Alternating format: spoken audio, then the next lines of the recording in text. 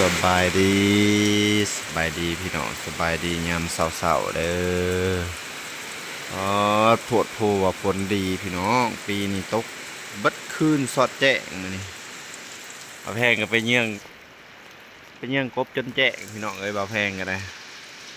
หากะมาแต่เยี่ยงกบจับกบม่วนเยี่ยงจนแจ้งเลยกำลังตกแต่มื้อวานนี่พี่น้องเอ้ยโพดโพว่าฝนดีพูน้ำเต็มไหเต็มคันเลยพี่น้องขาวๆแนมเห็นน้ำ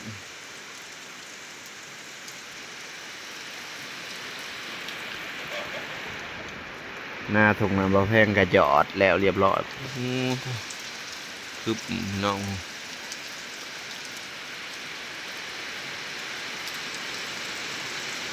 บรรยากาศ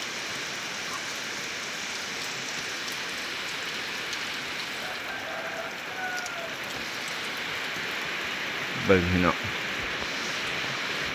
โพดโพว่าผลดีเขาก็คือสีได้งามพี่น้องปีนี้เขาหยอดก็สีงามมาเบิ่ง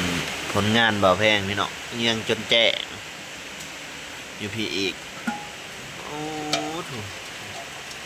กดคู่กับกบกองเขียดอีกพี่น้องบ่าวแพงสิปิ้งแล้วก็ตำมะฮุ่งสุดยอดอะไรพี่น้องเอ้ยได้หลายขนาดนี่แต่ตัวใหญ่ๆหมานพี่น้องหมานบ่าวแพงหายังกับหมาน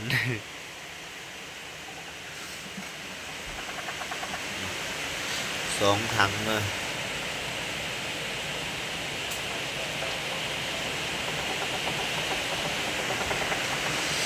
บ่าวแพงกำลังปิ้งเขียดพี่น้องปิ้งเขียดเห็ดกินข้าวแล้วก็สินอนเขียดโม่ก็มีแต่โตแม่ไข่พี่น้องเขียดอีโม่อันนี้เขียดอีโม่แม่ไข่ปิดไว้พี่น้องกบดีสิเห็ดเมนูผัดเผ็ดแซ่บพี่น้องผัดเผ็ดกบคือสิแซ่บเบิ่งโตเลยพี่น้องโตใหญ่เลยโตกบธรรมชาติพี่น้องเอ้ยไข่ออกเบิดเลยมานพี่น้องมานผู้ใดบ่กินก็ขอโทษขออภัยเด้อพี่น้องบรรยากาศ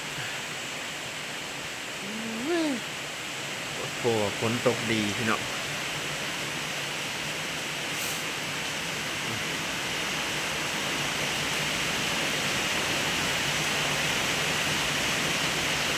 พึ่มมาตลอดพี่น้องมืดเลยมืดตลอดเมนูปิ้งเขียดอีโม่พี่น้องปิ้งเขียดปิ้งอื่นผู้ใดบ่กินก็ขอโทษขออภัยหลายๆบ่าวแพงหิวเขามาแต่เนื่องหิวเขาปิ้งกินจังสินอนพักผ่อนพี่น้องเอ้ยเมื่อยหยอดเขาพักผ่อนน้อยคู่มื้อบ่าวแพงพักผ่อนหน่อยอะไรเฮ็ดเวียกหลายยามกลางคืนไปหากินลงคลองเมื่อก่อนน่ะก็ลงคลองพี่น้องหยอดเขาแล้วก็ลงไปตึกแฮคลองก็ได้ปลาหลายเติบบ่ได้ถ่ายคลิปให้พี่น้องเบิ่งพี่น้องเอ้ยมื้อนี้ว่าสิไถหุดหน้าไถหุดตะกร้าพี่น้องตกกะเพราะว่าฝนตกตลอดปีนี้โพดโพฝนดีปิ้งเขียดก่อนนี่แหละพี่น้องมันคือสุดยอดอาหารบ้านเฮาบ่าวแพงจับแมงดามาได้2 โตพี่น้องแมงดาก็หลายอยู่เนาะแต่บ่าวแพงจับกบบ่ได้ค่อยจับแมงดาได้2 โตสิมาจี่ใส่กับพริกแล้วก็ตำแจ่วแซ่บๆพี่น้องปิ้งเขียดอีโม่มันคือสุดยอดอาหารบ้านเฮา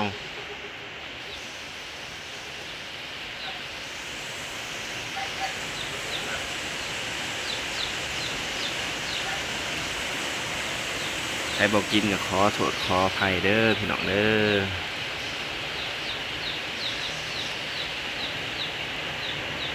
ปิ้งเขียดอีโม่ตำแจ่วแมงดาสุดยอดอยู่นี่แหละพี่น้องเอ้ย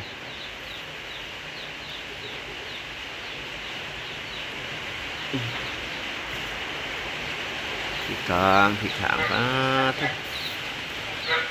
มันอันนี้พี่น้องมันเฮงมันจะสุดยอดเลยแหละ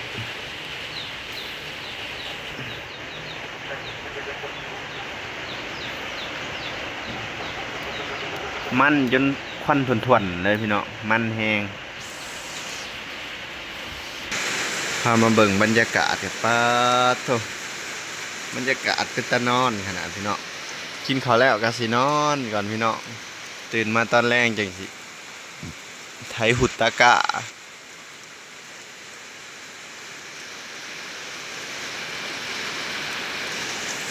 รอบเพื่อนเบาแพง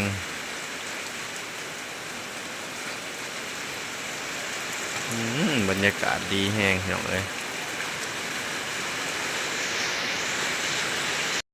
สบายดีต่อพี่น้องตอนแรงหากระตื่นนอน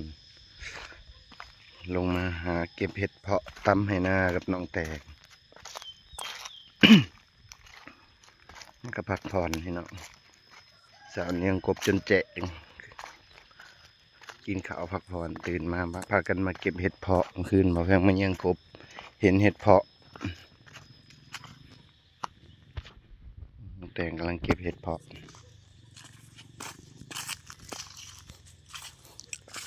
ลุงเก็บอาศัย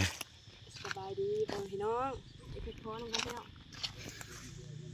เฮ็ดพอหนัง เฮ็ดเพอนางเนาะ นี่แต่ดอกใหญ่ ดอก โอ้ ใหญ่ ยพอดีกิน อาจองมาขูดมาเด้นี่ผู้ดอกหนึ่งอยืลุ่มผู้แม่นบ่แม่ เสือมันยัง เสือมันป้าไว้หั่นแหละนี่คือบังดูนี่ตอนี่นั่นอยู่ในตอเพื่อง มันอยู่ในโต๊ะเสือนะ นี่ โต๊ะเพื่อนเป็นเสือ ตอเพื่องเด้ตอเพื่อง มันอยู่ในโต๊ะเพื่อน โอ้ยแตกครับ เด้ มีแต่ดอกใหญ่ๆพี่น้อง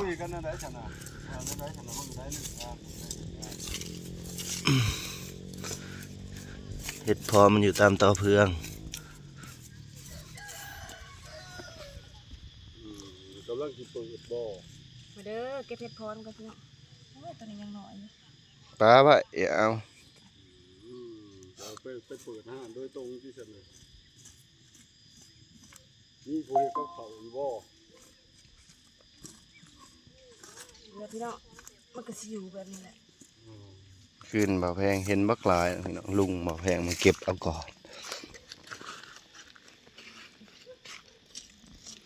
อยู่วางได้ใกล้ๆใกล้ ยังน้อยอยู่ที่เพื่อนเป็น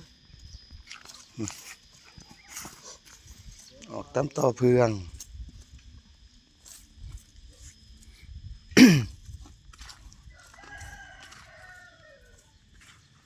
แต่เก่ามันทางผีหาบ่ได้ค่อยเห็นดอกพี่น้องนี่พี่น้องเห็ดเพาะ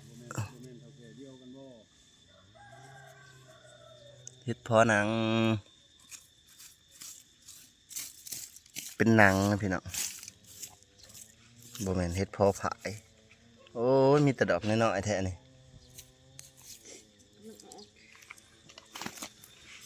อยู่ตามตอเพื่องพี่น้องเอ้ย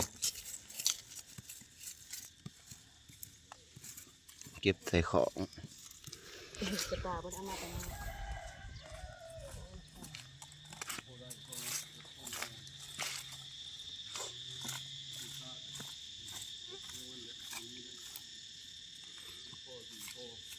ใช่ ให้ก็กุ้งมีเยอะ นี่แต่เวลาเรื่องมันจะกะอะไรมันจะ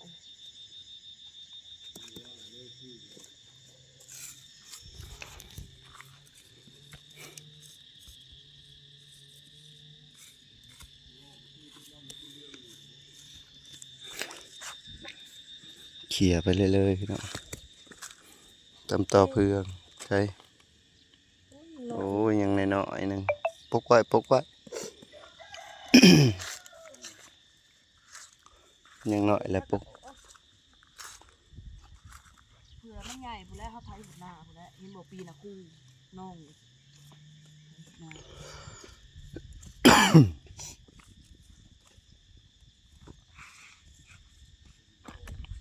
ตามคันนาตะเก่า เอาขนาดให้เขาขายก็ได้เอาน้ำมันออกกันเพื่อนไม่น่าเอาอะไร เขาเอาเลย แต่ก่อนน่าจะออกดิไม่น่าเอาเลย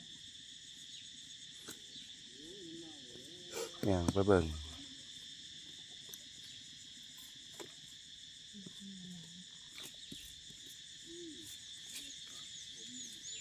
เห็ดเพาะพี่น้องลุงเก็บขึ้นไปไว้บักลายนี่ มาล้ำเลย มาลำเก่าเบิ่งแหน่พี่น้องบ้านเบาแพงฝนตกแห้งน้ำเต็มเบิดทางเปื้อนเบิดเลยโอเคพี่น้องมาอ่อนเบาแพงกันสิขอจบคลิปเด้อฝากกดไลค์กดแชร์กดติดตามให้หน่อยพี่น้องสบายดี